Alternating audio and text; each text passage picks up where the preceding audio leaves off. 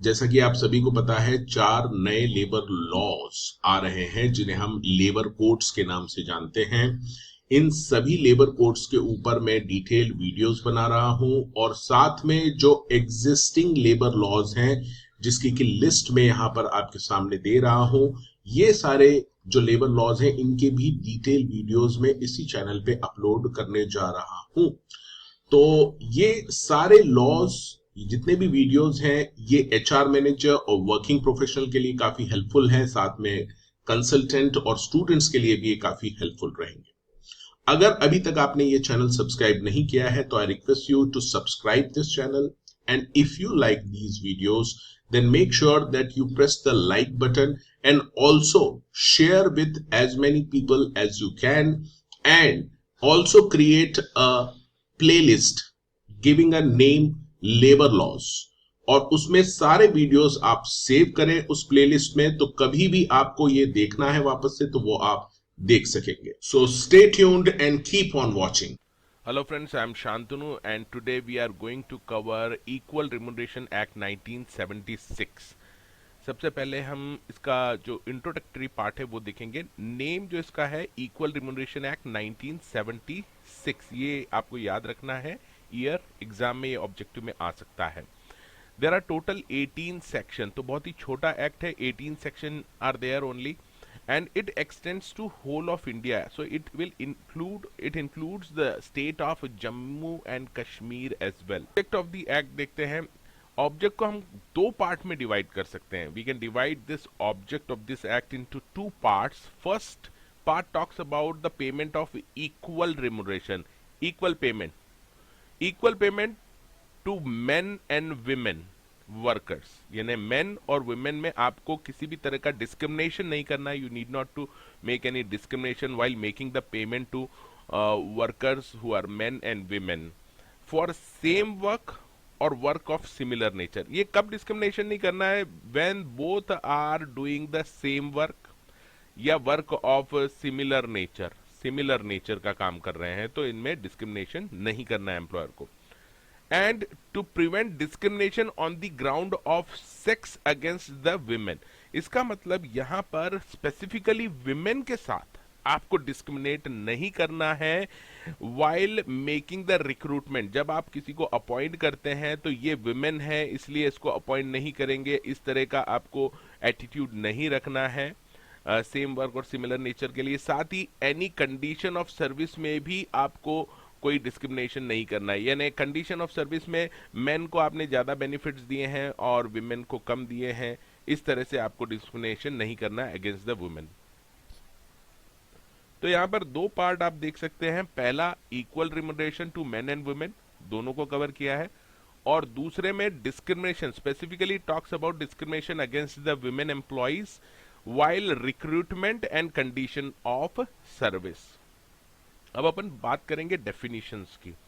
Definitions अगर आप देखें तो यहाँ पे कुछ छोटी छोटी डेफिनेशंस हैं जो एग्जाम में आ सकती है। सबसे पहली डेफिनेशन है employer. So section 2C talks about employer. Employer is simply defined like the employer means the employer which is defined under the Payment of Gratuity Act 1972, section 2F of payment of gratuity act 1972। इसका मतलब employer का मतलब वो है जो gratuity act में define किया है। This question can also be asked that equal remuneration act में employer means which is defined under so and so act. तो आपको चूज करना है ग्रेच्युटी एक्ट में जो एम्प्लॉयर का मतलब है, the same meaning is the meaning of the employer in this equal remuneration act. Section 2D में मेन और वुमेन को इन्होंने डिफाइन किया है। मेन और वुमेन का मतलब है male and female human beings respectively of any as. ये बहुत ही इंपॉर्टेंट है, इसके ऊपर क्वेश्चन आ सकता है कि equal remuneration act covers the women above so and so age, above 14 years of age, above 18 years और अबो 21। तो यहां पर आपको याद रखना है एनी एज, यानी सभी किसी भी एज की वो फीमेल हो वो इस एक्ट में कवर होगी, या मेन हो वो इस एक्ट में कवर होगा। Age doesn't matter. Then comes to section 2J, words and expressions. ये 2J में क्लैरिफाई किया है words and expression use under this act and not defined under this act, यानी इस एक्ट में जो वर्ड्स यूज हुए हैं but they were not defined under this act, for that, for meaning of those words you have to refer the Industrial Dispute Act 1947. So question can be asked on this also, कि words which are used in equal remuneration and not defined, which act should be referred? So you have to choose Industrial Dispute Act 1947 for words and expression not defined under the Equal Remuneration Act. Now we will see the definition of remuneration. बहुत ही important definition है remuneration. Equal remuneration की बात करता है तो remuneration means basic wages और salary. Basic जो भी आप पे करते हैं, एनी एडिशनल इमोल्यूमेंट्स, और साथ ही साथ कुछ अगर आप एक्स्ट्रा पे कर रहे हैं वर्कर को, additional emolument, that also been covered under the definition of remuneration. Either you are paying in cash और काइंड, इट डजंट मैटर, यानी आप कैश दे रहे हैं या अदर देन कैश कुछ गिफ्ट दे रहे हैं उसको किसी थिंग का, so that will also be counted as the remuneration. In respect of, however, it should be in respect of work done in such employment. तो जो भी आप काम कर रहे हैं उसके बदले में आपको कुछ भी मिल रहा है additional emolument in the form of cash or kind, then it will be treated as a remuneration, and it should be as per the terms of contract of employment, whether expressed or implied. express का मतलब है आपने specifically वो बता दिया है, और implied का मतलब है you have to assume that this you have to do in this job. Now we will talk about the same work or work of similar nature. बहुत important definition है, section 2H है जिसमें ये बताया गया है. It means work in respect of which skill, efforts and responsibility. These keywords you have to remember, that is skill, efforts and responsibility. ये exam में आ सकता है क्वेश्चन कि सेम वर्क और सिमिलर नेचर का मतलब क्या है. There should be same skill, efforts and responsibility, or skill or efforts, or skill or responsibility, and the third option, skill, efforts and responsibility are same. So you have to choose skill, efforts and responsibility are same when performed by men and women under similar working condition. जब आप similar working condition में कोई काम करते हैं जिसमें कि same skill, efforts और रिस्पॉन्सिबिलिटी लगती है, तो ऐसे काम को हम सेम वर्क और वर्क ऑफ सिमिलर नेचर मानेंगे. It again says that if there is any difference in skill, efforts and responsibility, मान लीजिए कि दो वर्क है उसमें थोड़ा सा डिफरेंस है भी स्किल, एफर्ट्स एंड रिस्पॉन्सिबिलिटी में मेन और वुमेन के, but that difference is not of practical importance in relation to the terms and condition of employment. तो जो डिफरेंस है वो इतना कोई खास डिफरेंस नहीं है, मेजर डिफरेंस नहीं है, then it will be treated of same work or work of similar nature.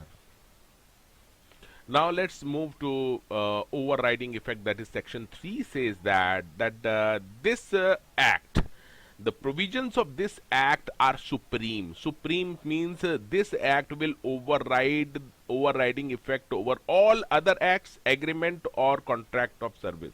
For example, one employer let's say appoint two persons, 1 and 2, okay, and he enter into agreement for both these person with both these persons, and says that both work are same. Although both work are same, he is paying men let's say 10,000 rupees, and for women he is just paying 3,000.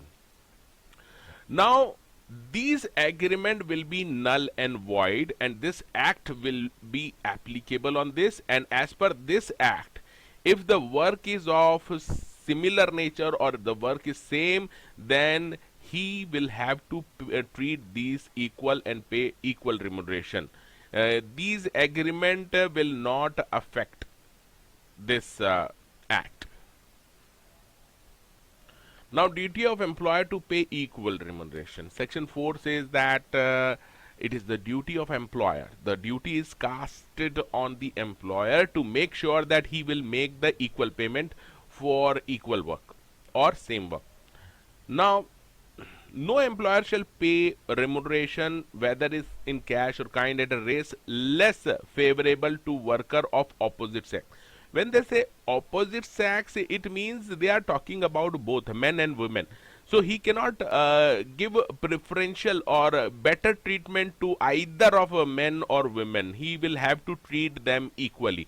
for performing the same work or work of similar nature, and the employer shall not reduce the rate. Suppose at the time of appointment he has said that okay 10,000 you will get, and another person also he says that 10,000, but he cannot reduce the rate of remuneration also later on. So it is not just about the appointment. At the time of appointment he should treat it equally. Even after recruiting the person throughout the employment, he has to treat them equally and cannot reduce the payment. Now section 5 talks about no discrimination while recruiting men and women. Employer shall not make any discrimination against women. Now this section 5 specifically talks about women in recruiting and condition of service. So in recruiting, so it is not talking about the remuneration. Section 5 says that you cannot discriminate against the women in recruiting, while recruiting, or in any condition of service subsequent to recruitment, for example promotion, transfer or training. You cannot give special treatment to men as compared to women. Specifically it talks about discrimination against the women, except where employment of women in such work is prohibited or restricted by under any law. For example, there are two posts, and he has to recruit it for that post, and this post is in mine में काम करना है, coal mine. It is very very deep below the ground where women employees are banned. So in such cases he can make the discrimination. He will not appoint the women and he will appoint the men, because women's are prohibited and restricted here. So it will not, you cannot say there is a discrimination when a law specifically prohibits the appointment of women employees. However, above mentioned section shall not affect priority or reservation. Again, you have to see the exceptional points here. Priority or reservation for scheduled caste, scheduled tribe, ex-servicemen, that is the armed forces में जिसने काम किया है, those people, and retrenched employee. Retrenched का मतलब है the person was working here earlier and he is again coming back for employment, and there is a lady also who is applying, but he can make the discrimination here and give the special treatment to retrenched employee. Earlier he was retrenched and he is coming back. So this is fine. It will not be treated as discrimination. Any other class or categories of person as may be prescribed by the central government. So you have to remember that if he is giving special treatment to people of scheduled caste and scheduled tribe or ex-servicemen or retrenched employees, then there will not be any discrimination. In the matter of recruitment to the post in an establishment or employment, authority for claim and complaints. Now you have to understand that this act specifically covers the discrimination against women and the equal status for men and women. So if there is any violation of this act, where you have to go? So section 7 talks about that appropriate government may appoint such officers not below the rank of labor officer. Now you have to remember that whoever will be appointed under this act as an officer, it should not be below the labor officer to be authority for hearing and deciding the complaint. So if there is any default in the act, the people can move to the authority, and the authority will be appointed by the appropriate government, and this authority shall not be below the rank of labor officer. So the appropriate government can also define the local limit within which such authority shall exercise its jurisdiction. For example, this area there is one authority, one officer, and this area another officer. So in this area, if anything, any violation of the act comes under notice, so you have to contact this authority, and any other area you have to contact the respective authority. Now appropriate government has been also defined under section 2A in relation to any employment carried on by or under the authority of central government. So any employment which is carried under the authority of central government, the appropriate government will be central government. And in case of railway administration or in relation to banking company, mines, oil fields, major ports, or any cooperation established under the central act or by the central government will be treated as the appropriate authority. In relation to any other employment, so apart from these, that is railway को छोड़ दो, banking, mines, oil field, major port, any establishment under the central act, तो बाकी सभी acts के लिए, बाकी सभी एम्प्लॉयमेंट के लिए state respective state government will be the appropriate government. So now we talk about the maintenance of register. Every employer will have to maintain the register. It is the duty of the employer to maintain register and document. Two things it says, register and document, which is relating to workers employed by him in the prescribed manner. So prescribed manner means as may be prescribed by the government. So government उसको prescribe करेगी कि इस तरह का register maintain करना है, document relating to payment of wages, condition of service, contracts. So it is the duty of employer to maintain such type of register and documents.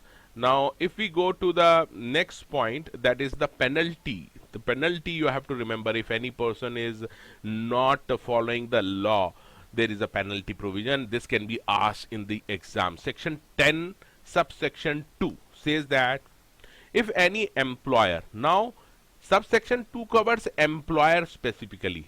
If employers make any recruitment in contravention of the provision, तो पहला बोलता है कि ये employer ने recruit किया है in contravention of the act और makes a payment which is at unequal rate to men and women. As मैंने बताया था आपको, अनइक्वल रेट ट्रीट नहीं करना है, उसको सेम रेट होना चाहिए. तो if he is not following that, paying unequal rates, या making any discrimination between men and women worker in contravention of the act, और omits to fail to carry out any directions given by the appropriate government. So four things are covered here.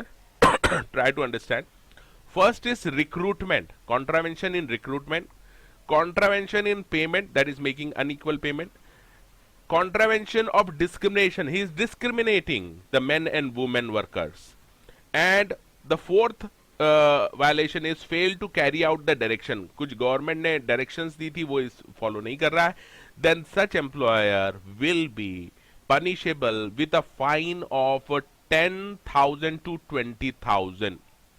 That is minimum 10,000 fine and maximum 20,000 fine, और imprisonment of 3 months to 1 year. तो minimum imprisonment of 3 months to maximum 1 year, और with both. तो यहाँ पे और लगा है. It can be 10 to 20,000 fine, or it can be imprisonment of 3 months to 1 year, or there can be both fine as well as imprisonment.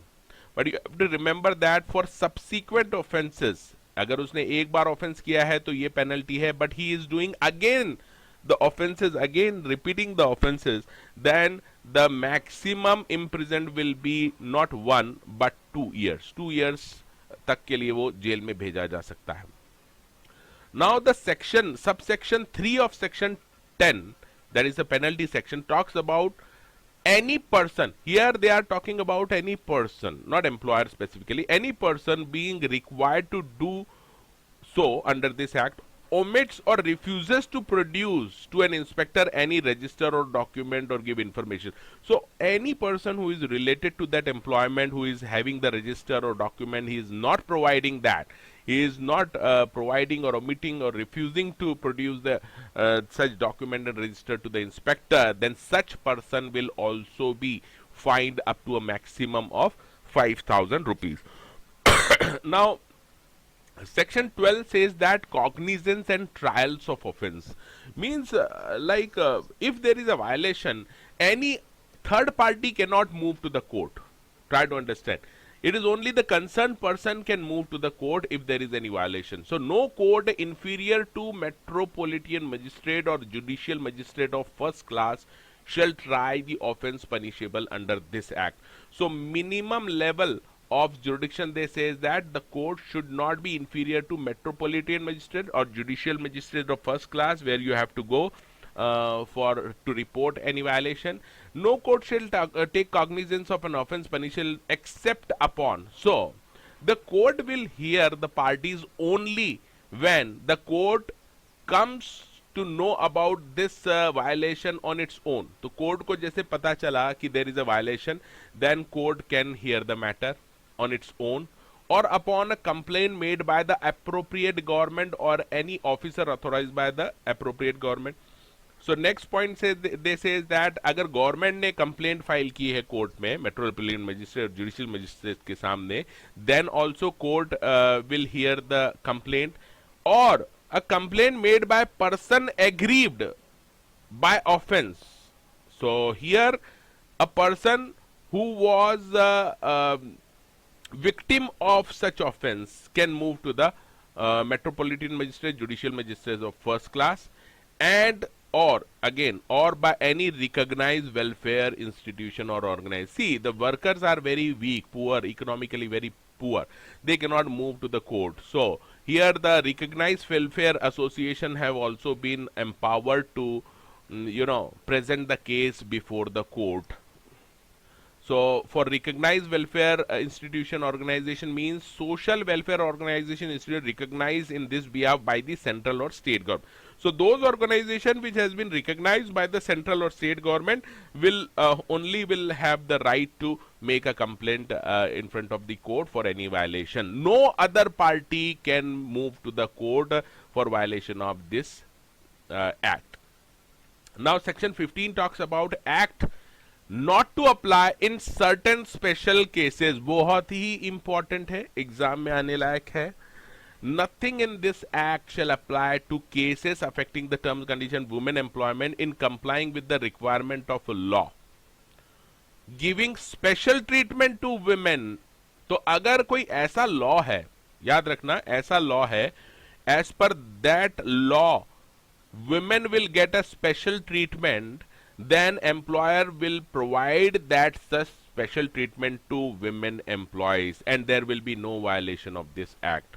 Okay, to any special treatment accorded to women in connection with the birth expected, that is birth of a child, the terms and conditions relating to retirement, marriage or death, or to any provision made in connection with the requirement, marriage or death. तो यहाँ पे फिर से बोलता है कि women employees को आप स्पेशल ट्रीटमेंट दे सकते हैं. If the women is pregnant, the employer can give the special treatment, some wages and extra wages he can give, and some leaves he can give to women in case of birth. Even in case of a retirement, he can give the special treatment to women employees. In case of marriages also, he can give the special treatment like holidays, or he can give some extra amount for the marriage, or in case of a death also he can give the preferential treatment, and these treatments will not be treated as violation of this act. तो इसके ऊपर question आ सकता है. तो याद रखना है, not only birth of child, it retirement, marriage or death also are covered in this exceptions. इसके बाद हम देखेंगे power to make declarations. Appropriate government if satisfied that the difference about remuneration or a particular species of remuneration, men and women worker, based on a factor other than sex. For example, एक person है, he is having a 20 years of experience, okay, and there is a women employee who is having just 2 years of experience. They are applying for the same type of jobs. Both were recruited, but he will get extra amount. Let's say he is getting 20,000 and she is getting only 5,000. So this is other than the factor is not the sex. The factor is experience. So on the basis of experience, employer can pay the different kinds of remuneration for the same work also. It may declare that such employer attributes some difference shall not be treated as contravention. So in such cases, the government has a right to declare that such discrimination will not be treated as a violation of the act.